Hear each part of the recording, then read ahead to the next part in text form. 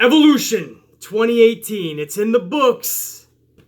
Will we ever see another Evolution again? Evolution 2019? Maybe. Maybe not. This could very well have been the first and last Evolution we will ever see. Regardless, I am 1,000%, without a shadow of a doubt, extremely proud of every female that stepped foot into that ring last night. Even the ones I've been hard on for weeks now, for months now. The ones that I'm going to be extremely hard on in this video. I'm proud of all of them. They went out there, and I truly believe that the majority of them went out there and gave it their all. They took the risks, they took the chances, they took the necessary gambles to say, fuck you, Vince. You, your suits and ties, your creators, your bookers, you've done everything in your power the past 2 months to sabotage this pay-per-view by putting together the shittiest looking card that any professional wrestling fan has ever seen. And they went out there and said, hey, if we go out there and do what we know we're capable of doing, then it won't matter about what they're doing to our pay-per-view, self-sabotaging it, not wanting us to succeed higher than the men. If we do what we know we're capable of, the next morning, everybody will be talking about us in a positive way. They will be talking about how much ass we kicked. And that is what we're doing this morning. Because this is the good, the bad, and the ugly. Make no mistake about it. We're going to go through this live match by match. We're going to determine in this video, by the end of this video, was this a good pay-per-view, a bad pay-per-view, or an ugly one? I don't know. I didn't tally this up in my head beforehand. I do this shit live with you guys, you know that. But before I start the video and we determine what it was it a good pay-per-view? Was it bad? Was it ugly? I'm going to tell you guys my upfront feelings on it. I was entertained. The word I would use was I was satisfied when Evolution went off the air last night. I liked it. Going in there with zero expectations because they put together the shittiest fucking card I've ever seen. And when it went off the air, it was the tale of two tapes. Two totally different stories. Two different ends of the spectrum. I went in there like, oh fuck, how far is this train gonna go off the tracks? And when it was over, I was like, fuck, I would like some more. Please, sir, can I have some more? I was entertained. I was satisfied. But was it good? That is what we're going to determine right now. For you new subscribers, this is what we do after a pay-per-view. We go match by match, and we tally up what was good, what was bad, and what was ugly. And at the very end, we count it all up. And it doesn't matter how we feel about the pay-per-view. We determine if it was actually good, or was it bad. Or worst case scenario, was it fucking ugly? I don't want to waste any more time. Let's get right into match number 1. This was Trish Stratus and Lita taking on Mickie James and Alicia Fox because Alexa Bliss is still injured. I use that in quotes because something about Sasha Banks' injury and Alexa Bliss's injury is not sitting well with me. Something is up with those two injuries and I'm not quite sure what it is, but I'm not quite sure that I believe in these injuries. When somebody says they don't feel good, you have to believe them. I understand that. When somebody says they're injured, you have to believe them. I understand that. But something is fishy here. Something doesn't smell right. And Alexa Bliss got involved a couple of times last night. Usually when you got a concussion of all things, they won't even let you partake in any activity. Alexa Bliss mixed it up a little bit. I don't know, man. There's more to this story and I gotta find it out.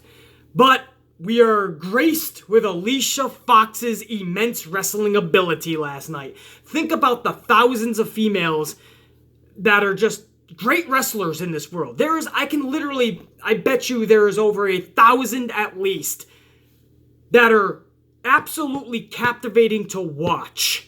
And we don't even know their names yet.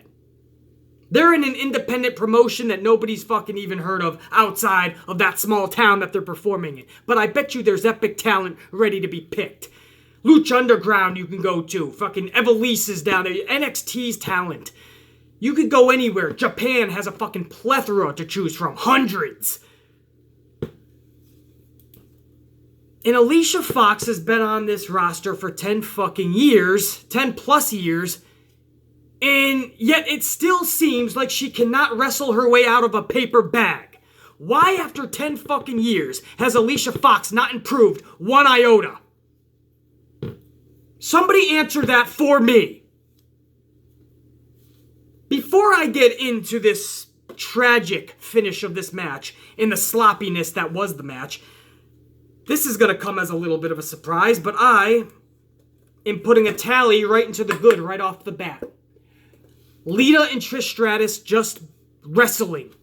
Just being able to watch them wrestle, being introduced by Lillian Garcia, and then watching Trish and Lita perform. That was badass. That's so badass, that goes right into the good before we even critique the match. So right out of the gates, we got a good. For everybody going, BC, you're too negative, man. Just relax. Why you always gotta critique? Why do I always gotta critique? Because that's what thousands of people are tuning into this channel for. They want to hear my critique. They want to hear me break it down. They want to hear the truth. They want to hear pure honesty. They want me to dissect every detail. That's why thousands tune into these videos. That's why revenue is pouring in from these videos. You can sit back and enjoy it a little more, maybe. That's fine. I'm actually critiquing this. I actually have people depending on these videos. But I'll give you a good right out of the fucking gate. But now we get to the actual match. That was me throwing a mulligan. That was me saying, hey, it was so good to see Trish and Lita and Lillian that I'm going to give you a good. But the match itself, guys, this is going to be hard to hear. I understand that. Because when you hear Lita, you hear Trish, you hear Mickie James and Lillian Garcia's introducing them, you want this to be a feel-good moment. You want me to just put this into the good column, match-wise. Because we already got a good in the column for Trish and Lita, just being there. But as far as how the match went, you guys want me to just put it in the good column and let's call it a day, right? Don't worry about sloppiness or botches or any of that, BC. Ring rust, Alicia Fox was a last-minute addition. I'm not going to do that, guys. I wouldn't be staying true to myself or this channel or my viewers if I'm going to do that. I'm including botches. The whole match was botch after botch. But I attribute that to Alicia Fox, okay, being thrown in there. Okay, that's a fucking lie. No, you're a 10-plus year veteran. You could be thrown in last second, and you should be delivering night after night. So I'm not giving Alicia Fox the mulligan. But I will give Trish and Lita the ring rust mulligan. That's fine. I'll even give Alicia Fox botch mulligans. Mickie James botches, Lita's botches, Trish Stratus. I don't even care about the fucking botches. What I care about here, and yes, the match itself, sloppy. I know that's hard to hear for a lot of you guys because we wanted this match to be really, really good. It wasn't. Don't take my word for it, that's fine. I mean, you're tuning into my video to take my word for it. But if you don't, that's fine. Go back and rewatch it. You'll be coming back and saying, wow, BC, you were right. I know, trust me, I've watched it more than once. Sloppy as fuck, but it's the ending of this match. It's Alicia Fox, where this next tally lies square on her shoulders. This wasn't just a botch. This was a CTI. And a CTI is never acceptable, especially on a pay-per-view. A CTI is a catastrophic timing issue.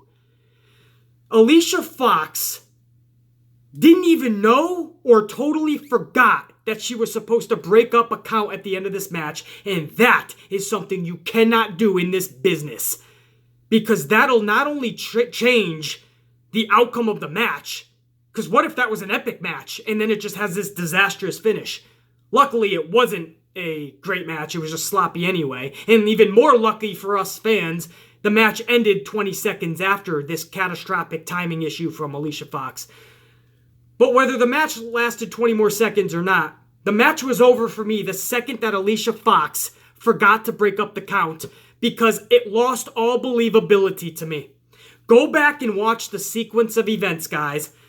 I believe it was Trish Stratus that was covering Mickie James. Mickie James was screaming to Alicia Fox, Foxy! Foxy! Screaming for her to come in and break up the count.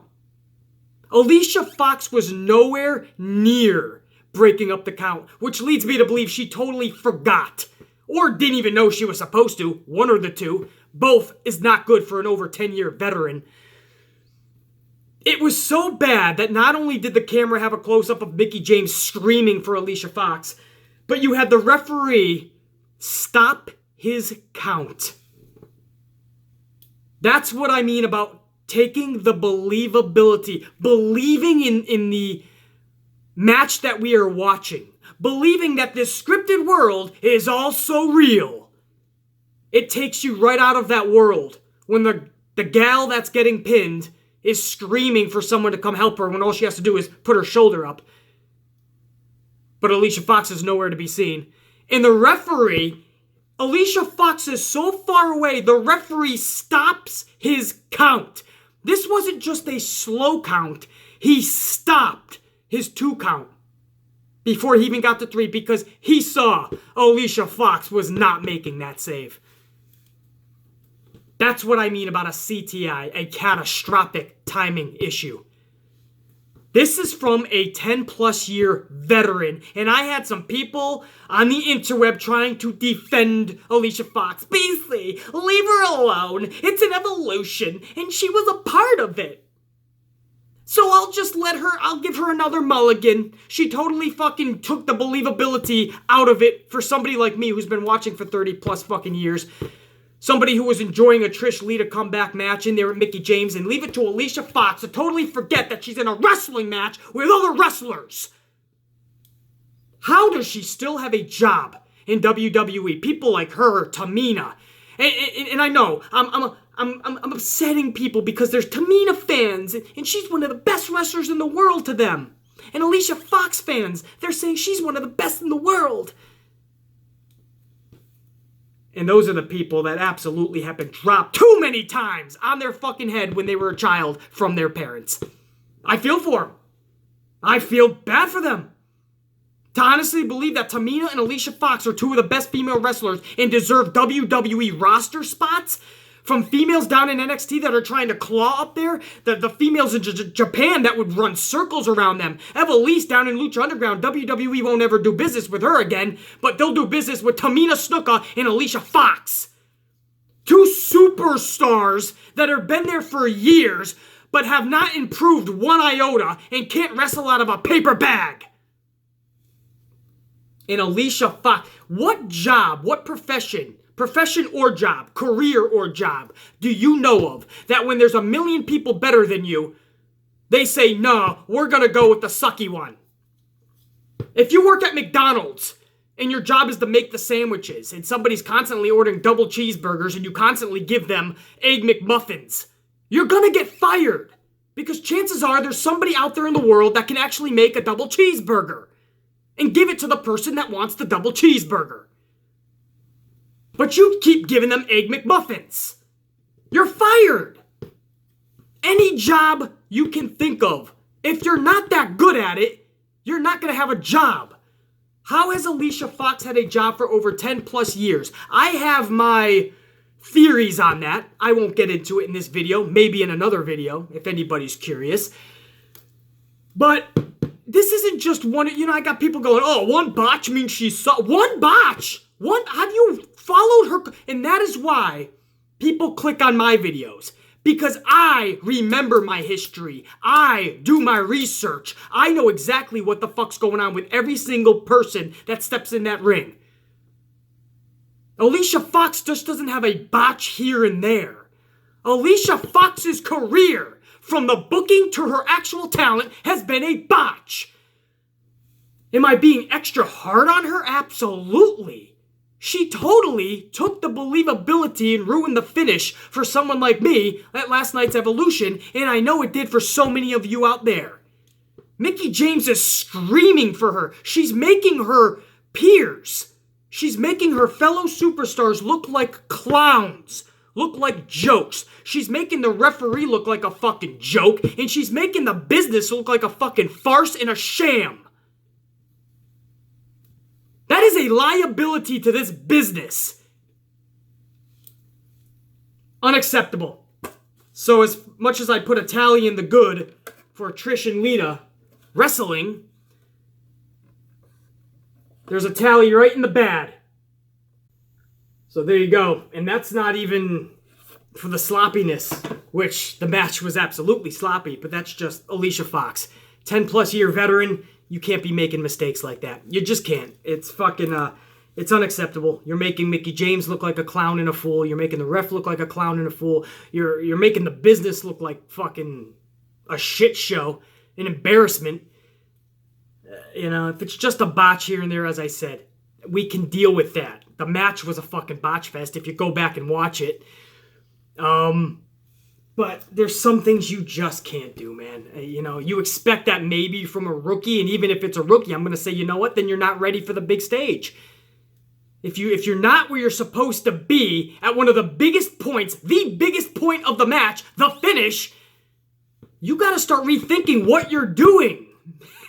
WWE has to start rethinking, why is she employed? Or at least making her an ambassador. I understand she's a beautiful young lady, former model, but, to be in these big pay-per-view matches when time and time again she has proven she can't step up when it means the most. She's not clutch. We got to start making different decisions, I think, as a company. I think that's what WWE's got to start doing, man. You can't keep trusting somebody and they keep letting you down and you keep putting them out there. What is the reasoning? You have all of this talent that you're shoving in battle royals and 6-women tags and you're holding down in NXT. Talent you can't even get from around the world because you already have so much talent. And Alicia Fox is on the main card of just a 7-match card. It boggles my fucking mind. Basically, leave her alone. She's part of an evolution. She's amazing. Okay, all right. Here's another cupcake. Now go outside. There's another rainbow. And here comes a Ferrari with $1 million with your name on it. Go live in your little silly world. I'll be here in Truth Land dropping fact bombs. Now, on to match number 2. All right, right off the bat, match number 1 gave us 1 good and 1 bad. Match number 2, can the wrestling at least be better than match number 1? Not so fast. This was a battle royal. Now the battle royal, go over a couple of the notes here just to make sure I don't miss too much anyway. This battle royal, just like I went into the pay-per-view with no expectations, I really went into this match with no expectations. And just like the pay-per-view, after this match, I was thoroughly pleased. I felt this battle royal actually was fucking decent. I shouldn't be so surprised. The Royal Rumble match that they had in January for the women, that was better than the men's, I felt. So the battle royal did, for me, deliver. The Iconics promo at the start gave them some heat, so you kind of knew what was going to happen. They were going to get flung right over the fucking rope before anyone else, and that's what happened. Both Iconics gone. Carmella's dance break. You guys know I just love Carmella's dance break. What did the kids call it? Flossing? Watching Carmella floss, man, that's a highlight of my night. I can't tell you why. I don't know. It's corny. It's cheesy. It's stupid as fuck. Yet, I fucking love it. This shit's gonna have me dance breaking at least once a day now. Whenever something gets too stressful during the day, I'm just gonna stop. I'll be in a supermarket. I'll be in the middle of a New York City street on 5th Avenue. I'll be in fucking Bed Bath & Beyond. I'll be at the fucking local Olive Garden, but I'm just gonna yell, dance break! And we're all just gonna start fucking busting a move. I don't know, but I'm loving this shit. Ivory was one of the final 5 in this match. Ivory, that's right, 56-year-old Ivory. Good for her, that was badass. Ember Moon and Asuka faced off during this battle royal, and this brought a roar from the Nassau Coliseum crowd. NXT, NXT. That goes to show you, if you booked this card the right way and you just gave us matches like, I don't know, Asuka and Ember Moon, right? Cross-brand that son of a bitch. Would have been epic. That's what the crowd really wanted to see, matches like that. Even if they're cross-branded, even if it's a rematch from NXT, you know that's what the crowd wants to see because that's wrestling. And it's badass. So that was a cool moment to see Moon and Asuka facing off. Zelina Vega at the end of this match, we thought it was just Ember Moon and Nia Jax. Zelina Vega comes out of nowhere, tries to eliminate both Moon and Jax. She thinks she won, and Nia Jax just makes her pay for that. Nia Jax does away with Zelina Vega, but that was a cool spot for Zelina Vega. That really made her a talking point in this match. If it not for that, she would have been a forgotten entity in this match. I don't think anybody would have been talking about Zelina because she didn't have a really big role. She's one of the tiniest females in that match. She kind of went under the radar. But that moment, that got us all thinking, oh shit, Zelina Vega. She's got some fucking brains in there, man. She's a smart motherfucker. That's why she's going to help Almas, and that's why she's going to help herself maybe one day to a championship. Who knows? But that was a cool moment for Zelina Vega. I really do like that. It would have been... I don't know if I would have been on board if she actually eliminated Moon and Jax and she won. It would have been a cool moment for her. But I don't know if she's ready for that or if even WWE is ready to put her in that role. But she didn't succeed. Like I said, Nia Jax took her out, I believe. And then it came down to Nia Jax, Ember Moon. This was an easy call for any wrestling fan. Ember Moon needed this victory more than anyone. 7+ months that she's been on the main roster, she has been non-existent. She has been in obscurity. She hasn't even had a big feud. She hasn't had a big storyline. She hasn't even had a big match yet. This was huge for Ember Moon. So, of course, Vince goes with Nia Jax. Nia Jax wins this fucking match and eliminates Ember Moon. First of all, the match itself, this gets a good, guys. Can't believe I'm saying that. The Battle Royal gets a good. So that was good. The Battle Royal got a good. That's fucking awesome. However, wait, why am I putting this down? We're not done yet. The outcome, the finish, the winner, sorry, not sorry, guys. That goes into the bad column. The match, I like the Battle Royal. The winner, my question to you is why the fuck? Why the fuck do we need to see Ronda Rousey and Nia Jax? You ready for this word? Again. It's a rematch. Why do we need to see Nia and Ronda? We don't. Alicia Fox interrupting them so it's unfinished business BC doesn't give me the answer I'm looking for. Why is Nia Jax a face again out of... She goes from face to heel to face to heel like Big Show and Kane used to. Big Show is still doing it. Maybe Kane is still doing it. Who the fuck knows? Nia Jax has been a flop from day one. She could have been a beast. She could have been a monster. They don't book her properly like 99.99% of their fucking roster. I don't even know if they can book properly anymore as a company. Nia Jax winning this. It sets up what? A Nia Ronda match? You throw out... Asuka wasn't even a factor. I mean, maybe she was the Final Four, I believe. Asuka wasn't even down to the wire. Final Four, again, like I said, but only for a minute or two. It really was centered around Nia and Ember. So what? Am I supposed to say, okay, Ember had a good moment at the end, but couldn't get the job done yet again? So now Nia goes toward Ronda, and Ember is stuck where? Where does this bring Ember Moon? Ember Moon is too talented to be stuck in battle royals. And that's part of the reason I put the match into the good column. Is because Ember Moon, even though she was in a battle royal, she was kicking ass last night. Naomi, kicking ass. Asuka was kicking ass. And that's in a battle royal where they really can't even showcase their talents and their skills. But they still found a way to do it. Or at least try. Ember Moon, that would have been fucking huge, man. It doesn't mean Ember has to take on Ronda anytime in the next 2-3 months. Face versus face, I understand that.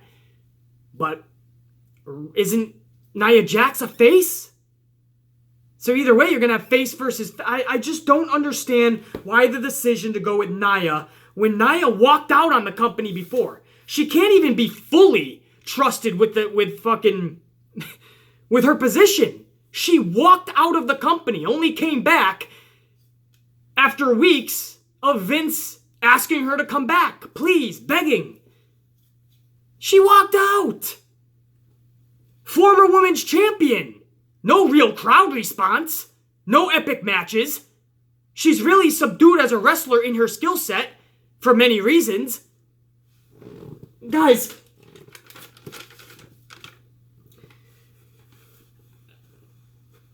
you know, I think what's more crazy here is the fact that everybody was chanting, or Nassau Coliseum, a lot of people were chanting, "You deserve it." You deserve it for Nia Jax. Nia Jax deserves what? She has been here a couple of years tops, if even. What does she deserve? Ember Moon doesn't deserve that victory. Asuka doesn't deserve that victory. Naomi doesn't deserve that victory. Or does everybody deserve that victory? Oh, I forgot. That's right. Everybody does deserve the victory, right? Because we are living in the PTG, the Participation Trophy Generation. That's what we're living in now. So no matter who won that, they were going to chant, you deserve it. It could have been Zelina Vega on the roster for just a few months, and they would have been saying, you deserve it. No, obviously, it's not just her main roster. She did some time in NXT and a little bit of time in TNA, so yeah, future champion right there. Okay, all right.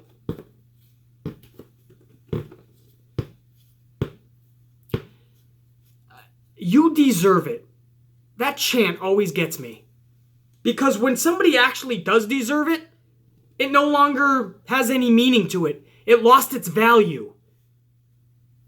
I mean, honestly, at this point, guys, Sasha Banks, take notice. Just walk out of the company, which we've been telling you to do for the longest time anyway. But just walk out, come back, and everybody will be chanting, you deserve it. And hopefully Vince will finally take notice, right? We'll reward that quitting mentality. I would love to know the qualifications for today's PTG crowd. Today's Participation Trophy Generation crowd. Because these PTGs, honestly, guys, I don't know the qualifications anymore. Why does Nia Jax deserve it? Why are we shouting, you deserve it, to Nia Jax? Because she's a better wrestler than most? Not even close. Because she's better on the mic and gives better promos than most? Not even close. She's bigger than the others? What the fuck does that have to do with anything? Why does that? She's been there for years and years and she's one of the utmost veterans? Not even close. I don't even care if you're a Nia Jax fan. You cannot tell me one fucking reason why we're shouting, you deserve it, to Nia Jax. Because she overcame body shaming BC earlier this year with Alexa. So storyline-wise, she deserves it. You're stretching. You are so stretching. You know what? I just need to move on because this is going to give me a fucking dome piece ache. I'm going to have to put my own head through a fucking concrete wall at this point. We're going to move on to match number 3. And hopefully match number 3 can make me forget about the finish to match number 2. Match number 3 was a definite cool change of pace. It's something different that we wouldn't expect to see at this pay-per-view, but they put it on there. Were they going to deliver? Let's find out. Match number 3 was Toni Storm versus Io Shirai.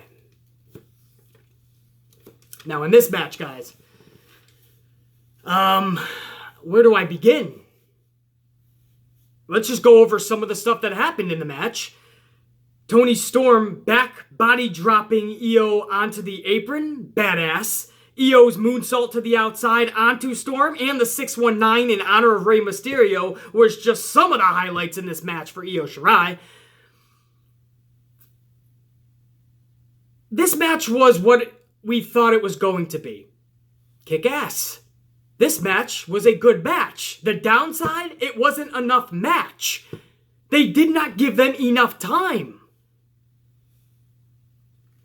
But the fact that WWE put them on that stage to begin with, hey, beggars can't be choosers. At least we got to see them on that stage. However, of course, I was right from the beginning. I would never steer you guys wrong. I always drop the truth to you guys. I said from the beginning, this match, in my preview video, go back and check it out, I said that this match was not going to be over with the crowd. Because a lot of that crowd is the type of crowd, the PTGers, the fucking crowds that chant, you deserve it to everybody, the mainstream crowd, the casual fans, that is what a lot of that crowd was going to be in attendance. And they don't really know. That type of casual mainstream fan, they don't really know about Toni Storm. They don't know a lot about Io Shirai like we do. Smarter fans. So I knew the crowd was going to be disengaged. Even though they didn't give enough time, the time they did have, they pulled off some pretty cool shit. but the crowd never really got into it. And that goes back to my original statement on Wrestling 101. If fans can't identify with the superstars, and there's not a connection, they don't really know who they are, they're not going to be that interested. It goes back to why I love jobber matches. How that builds superstars. Because we know the dominant motherfuckers. We could care less about the fucking jobbers. We just want to see them get destroyed. Toni Storm and Io Shirai, for the smart fans, we want to see even more time. I bet you the casual fans were just kind of like, all right, what's next? So that sucks that the crowd never got into it, but we knew that was going to happen. Because I told you guys that was what was going to happen. Storm 0 ends Io for the victory. That's how this match ended, and Toni Storm is your Mae Young Classic victor. She wins the 2018 Mae Young Classic. It would have been awesome for Io Shirai to win this, but they just had Kairi Sane last year, so I don't know if they wanted to go with a Japan sweep for the first 2 years. But Io definitely would have been deserving. I loved Io in this match. Afterwards, Io and Storm hugged it out, showing great respect for each other. Stephanie McMahon is presenting flowers to Toni Storm. Triple H is presenting the Mae Young Classic trophy. And all is right with the world. Rainbows and butterflies for Toni Storm. Here's my thing. Everybody on this Toni Storm bandwagon, what do you think Vince is going to do with her? NXT is overcrowded with female talent. The main roster overcrowded with female talent. And even with the overcrowded female talent, we still are getting people like Tamina and Alicia Fox in these matches, taking up roster spots. What do you think Toni Storm is going to honestly fucking do? Where do you see Io Shirai? Baszler, Kairi Sane, Bianca Belair, still down there in NXT. Couldn't even get a fucking position up on this fucking card. I can go on and on, guys. But anyway, that's in the future. I dread to think what they're going to do with some of these females. But match number 3, this, guys. This. Finally, a match that has no bad. Because this is solely going into the good column. So we now have 3 in the good, 2 bad. Yeah, let's shut the fuck up and go to match number 4. Let's just keep the momentum going if we can. Match number 3 delivered a good match. Again, timing horrible on WWE's part, only giving them 10 to 15 minutes tops, I believe. If you thought that was a decent match, they can do even better than that. They just did not give them enough time. That's a shame. But again, when you're in front of a crowd that doesn't really know you, they're not giving you the response and the reception. I guess WWE didn't want to take the risk on giving them 20 minutes. I don't know, man. I'm sure in NXT or Mae Young Classic even, this would have been like the actual Mae Young Classic television on the network. I think this would have gotten a lot more time. But anyway, it doesn't fucking matter. In the time they got, it was a good match. We got momentum finally. Will match number 4 keep the momentum going? Or would that just fucking translate right back into the bad? Let's find out. In match number 4, of course, we are talking Bayley, Sasha, and Natty versus the Riott Squad for the 1,116th time. Out of the gate, you guys know I gotta fucking do this. I don't even give a fuck. We're not starting this off until we put this right into the bad column. That should actually be in the fucking ugly column, and that's just for the booking alone. Before I even start talking about the match, there's going to be a tally. And that just went right into the bad. How the fuck are you going to book this match for your Evolution pay-per-view? Just because my thoughts on the actual match are far different than the actual booking doesn't mean you ain't going into the bad right out of the gate. Nothing you could have done in this match would have prevented me from putting the booking into the bad. Because that takes some fucking balls to do, man. You're going to put Sasha Banks into a fucking 6-woman tag that we've seen 1,000 times. Come on, man.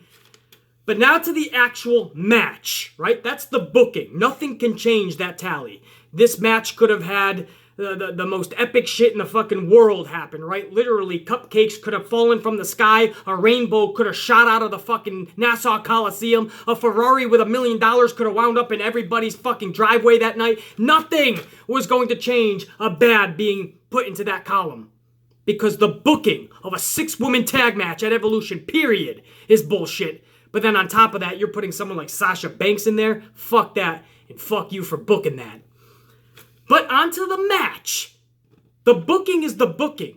The 6 females have to go out there and deliver the performance for the ages. They gotta go out there and try to steal the fucking show. And I actually like this fucking match. That was the theme of the night. Booking gave them shit, and most of these women went out there and turned that shit into gold. In this match, we had Natty paying homage to her father with a heart attack. Bayley paid homage to the Macho Man with a flying elbow from the top. Sasha Banks paid homage to Eddie Guerrero with her frog splash, all in one match, and it all just felt right. In fact, there was one moment where Natty actually applied a double sharpshooter to the Riott Squad. In the end, Banks received the pinfall. And overall, what was actually a good fucking match. This is the best match that I've seen out of these 6 women, at least. The problem is, I've seen it 1,000 times.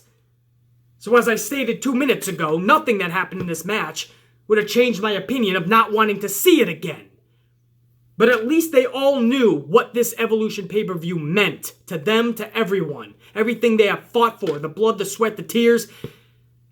Even though booking and creative gave them shit, they turned it into as much gold as they possibly could.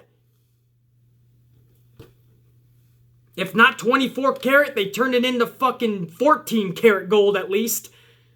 But they did it. I'm proud of them. I am. You know, and for that reason, man, the booking got a bad in this match.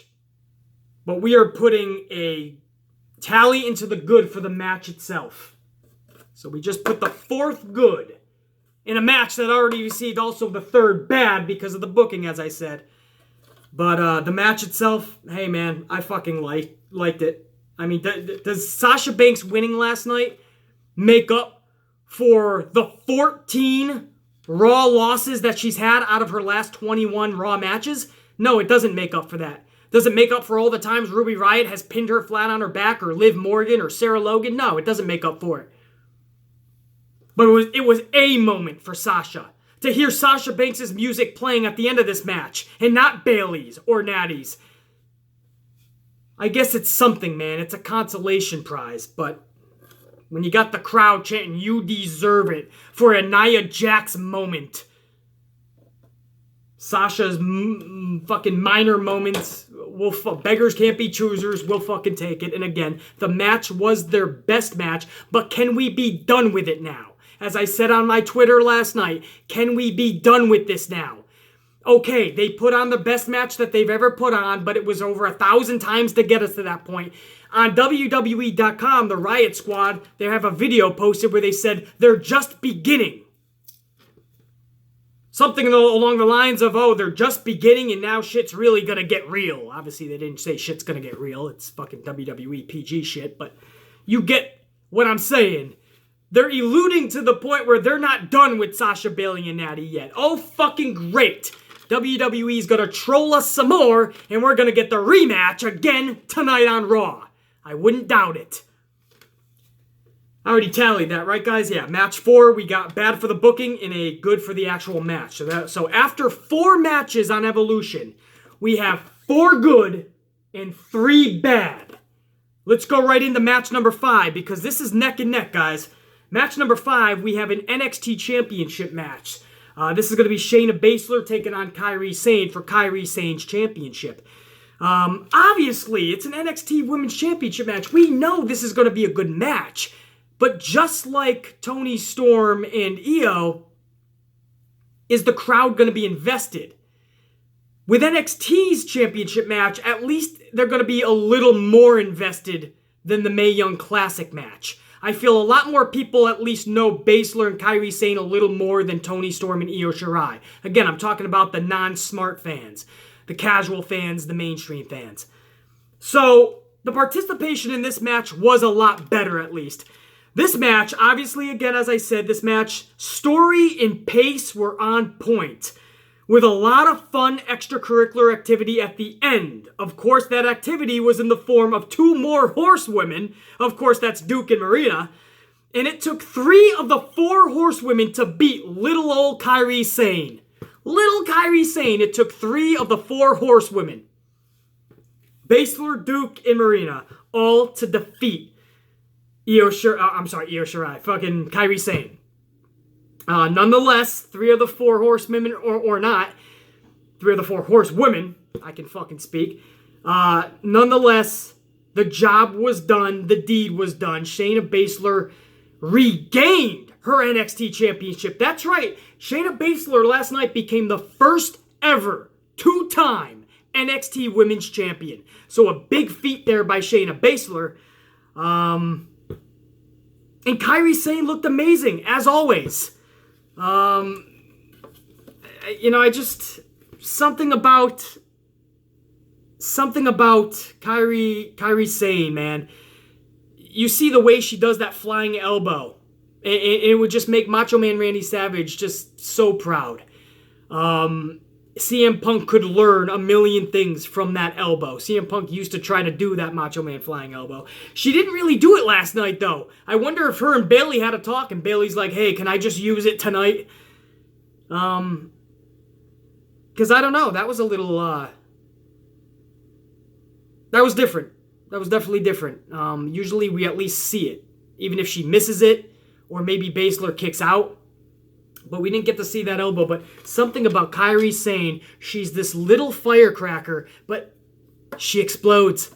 There ain't no dud in that firecracker. She explodes. A lot of time, Alexa Bliss, we talk about, yeah, she's 5 feet of fury. She's a little firecracker, but a lot of times in her matches, she's a dud. She doesn't really deliver what's in her. Not with Kairi Sane. Every time Kairi Sane goes out there, Kairi Sane, she delivers. And that's what she did fucking last night, man. Kairi Sane, Io Shirai, they represented Japan proud. Asuka, as proud as she could represent Japan, she did as well. But it was all 3 of the Japan superstars for the females, they all went down in defeat last night. Asuka got thrown out, Io Shirai took an L, and Kairi Sane lost her strap. So not a good night for female Japan talent on the main roster for Evolution. Did I tally this yet, guys? I don't think I did, correct? This is obvious. This is going right into the fucking good column. So this is going to be a full 5 tally. I'm going to do this on camera. Boom! That tally straight through means we have a full 5er, guys. A full pack in the good. So that is 5 good, 3 bad. So right now, the pay-per-view has taken a turn for the better. We now move on to match number 6. And this fucking match... Where's my fucking... This match, guys. Match of the night? This was match of the fucking year at this point for me. I don't care about what your gender is, male or female. This is a match of the year candidate. This was Becky Lynch defending her SmackDown Women's Championship against Charlotte in a last woman standing match. Guys, I'll go over my notes first and then I'll elaborate a little more. Kendo stick shots the way they should be used. Not like Bayley and Alexa at Extreme Rules. These were actual kendo stick shots. Chair shots. Tables. In fact, at one point, Charlotte did a moonsault onto Becky, attempted to go through the table, but the table didn't break. So, Charlotte went back up, and on fucking Becky's still on the table. Charlotte went right back up after the table did not break the first time on the moonsault.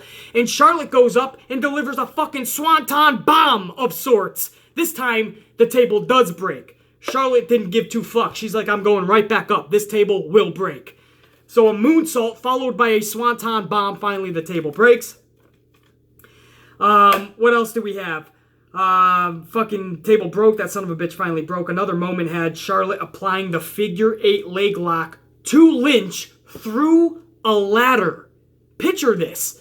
You have Becky Lynch's legs through the ladder, and Charlotte is delivering the figure 8 through that fucking ladder. Becky Lynch is tapping out ferociously, but it's a last woman standing match, so tap outs don't apply. That was fucking badass. Lynch would eventually capitalize with a leg drop from a ladder onto Charlotte and through the German announce table at one point. Flair then survived being buried by a plethora of chairs.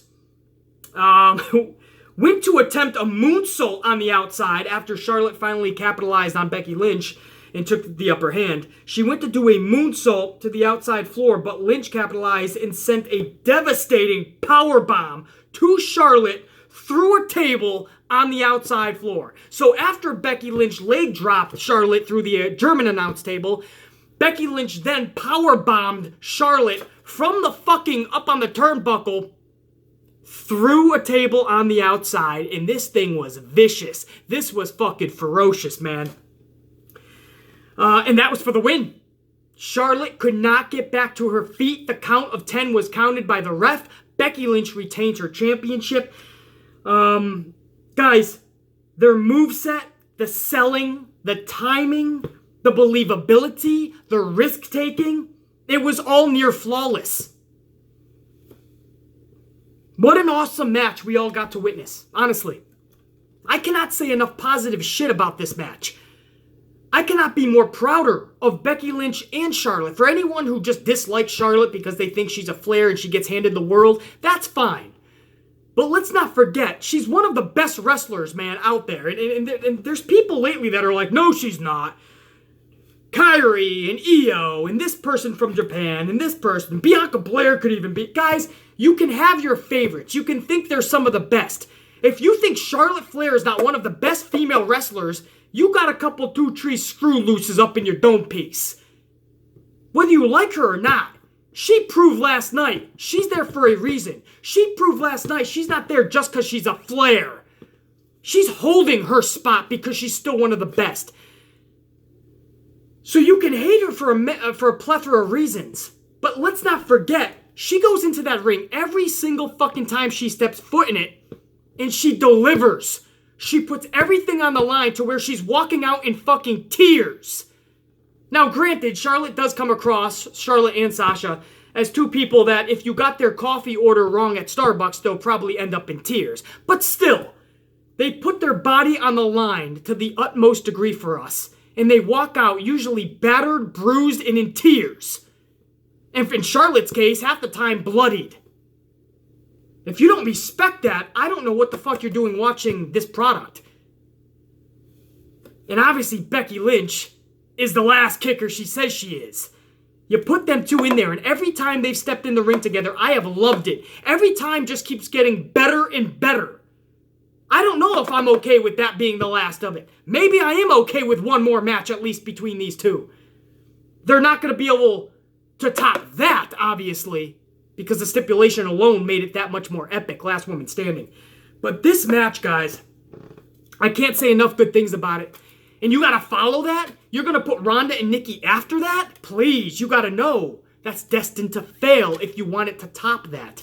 I honestly believe Charlotte and Becky probably should have been the last match on this card. It should have been the main event. Because that left everybody like, wow. That was some epic fucking shit. Can't say enough about it, guys. This match just was fucking, man. That is what you wanted to see out of this card. I said it on my preview video. We knew we could depend on this one match alone. Everything else was a wild card. But this match we could depend on. And I said for videos now, this is probably going to be their best match. Not even I knew it was going to be even close to what we got last night. This is what memories are made out of. This is what this is what a memory is. When you think of Evolution, you're going to forget about most of that shit, but you will not forget about this match. And it's things like that that is going to make Evolution a good pay-per-view. And so far, that's where we're headed, and we're about to get even more gooder. If that's the fucking... Look at that. I'm talking about Charlotte and Becky Lynch and how good it was, and Extra Light just went on. Right? My fucking backlight's behind the camera. I got fucking 3 usually. One of them went out before the recording of this video, guys. Literally, I'm talking so much praise out of these two performers. The other light just fucking kicked on. That or the fucking Undertaker is around. But we got lights going on and off here. But things are about to get a lot fucking gooder. I just made up that word, that's right. Because we got a good for Charlotte and Becky Lynch. The match itself obviously goes in the good column. But it was so fucking good that I don't have a great column. What the fuck happened to my ugly, by the way? I gotta redo that. This match was so good and I don't have a great column. They're getting a second fucking good. I don't know if I've ever done that. I don't know if a match has ever been that good that I put 2 fucking goods. If I have, it's very rarely. So you just witnessed a rarity, guys. 2 fucking goods in that Charlotte and Becky Lynch match. So right now, we're at 7 good and 3 bad with 1 match left. Unless this main event match really fucking just totally shit the bed, this looks like it's going to be a good pay-per-view. We have 0 in the ugly, so that's fucking good. The Alicia Fox botch and fucking epic fucking catastrophic timing issue, the CTI, that probably should have went in the fucking ugly, but I'm giving everyone the benefit of the doubt and I'm being a little lenient because it is the first ever all-women's fucking pay-per-view. So I'll be a little nice today. 3 bad, 7 fucking good. We're going to the fucking main event. Again, I think it should have been Charlotte and Becky, but it was not. This was Nikki Bella taking on champion Ronda Rousey. Again, this is the main event, so there's already a lot of pressure. This is fucking following Charlotte and Becky Lynch's epic encounter. How the fuck are we not going to totally shit on this match? But I'm not going to.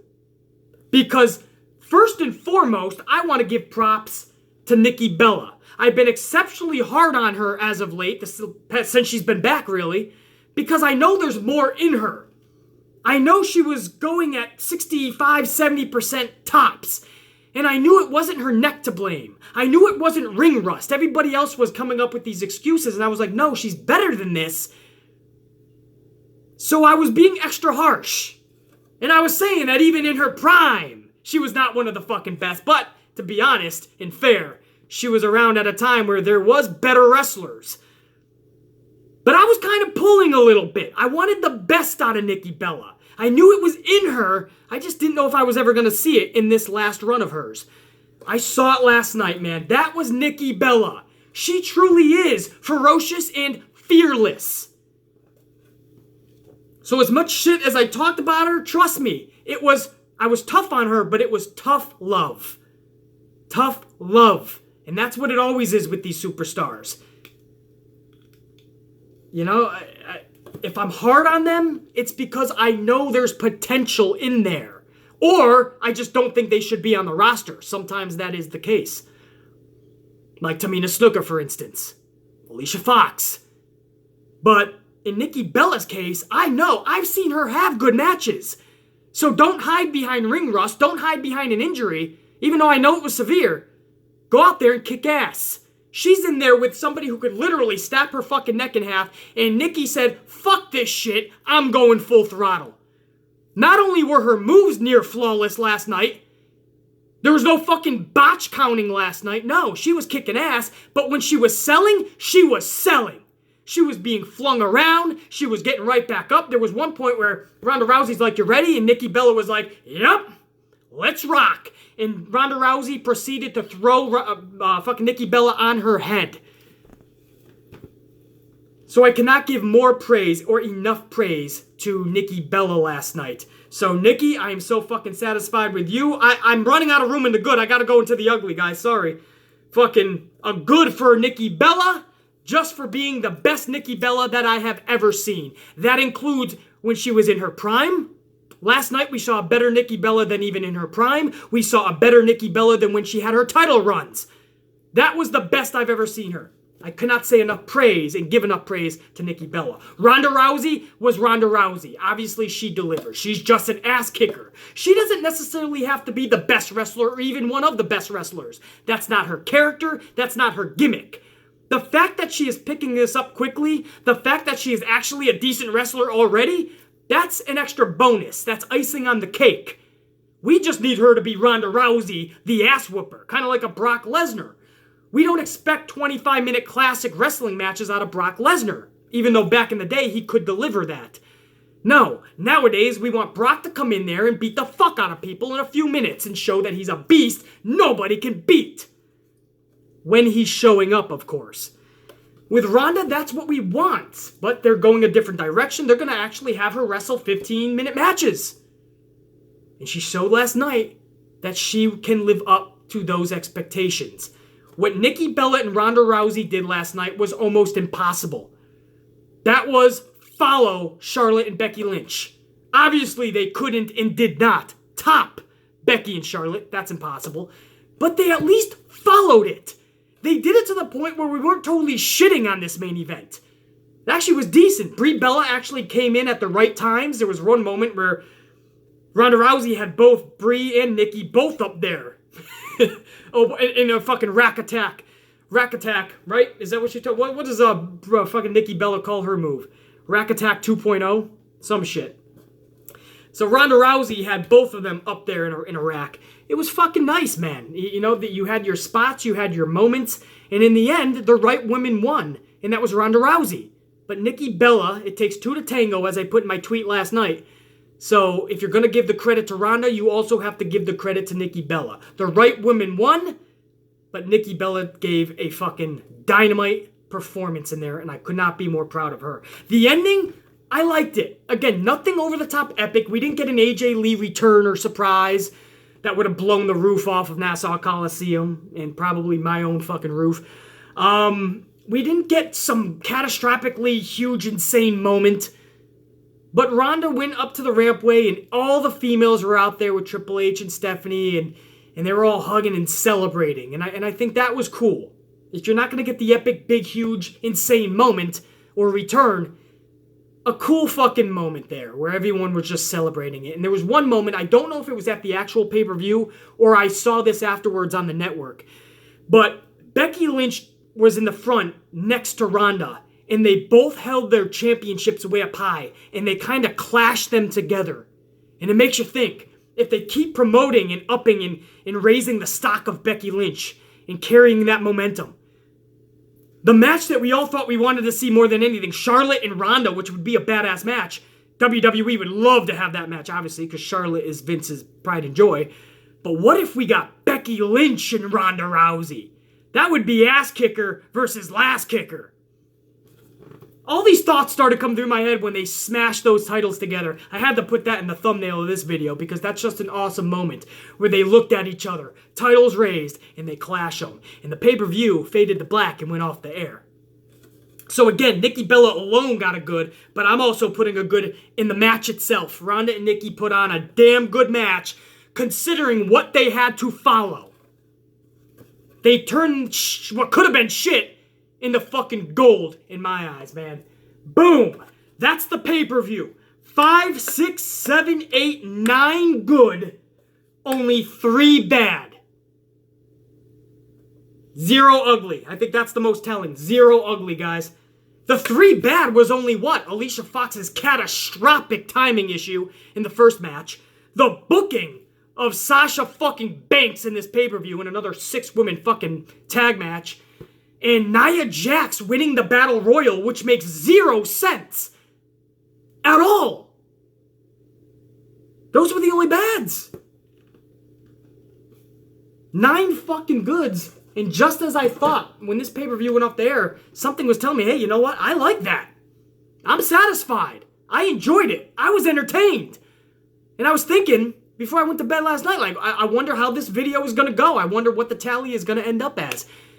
Because I'm assuming it's going to be good, and sure enough, it was fucking good, guys. It was almost fucking damn near great.